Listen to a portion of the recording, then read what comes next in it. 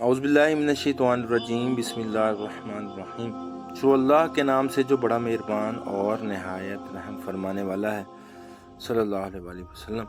مجھ سے مغیرہ بن شعبہ رضی اللہ تعالیٰ عنہ نے معاویہ رضی اللہ تعالیٰ عنہ کو ایک خط میں لکھوایا کہ نبی کریم صلی اللہ علیہ وآلہ وسلم ہر فرض نماز کے بعد یہ دعا پڑھتے تھے، جس کا ترجمہ ہے: اللہ کے سوا کوئی لائق عبادت نہیں، اس کا کوئی شریک نہیں، بادشاہت اسی کی ہے اور تمام تعریف اسی کے لیے ہے، وہ ہر چیز پر قادر ہے۔ اے اللہ، جسے تو دے اسے روکنے والا کوئی نہیں، اور جسے تو نہ دے اسے دینے والا کوئی نہیں، اور کسی مالدار کو اس کی دولت و مال تیری بارگاہ میں کوئی نفع نہیں پہنچا سکیں گے۔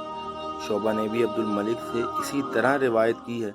حسن نے فرمایا کہ حدیث میں لفظ جد کے معنی مالداری کے ہیں، اور حکم قاسم بن مخیمرہ سے وہ ورات کے واسطے سے اسی طرح روایت کرتے ہیں۔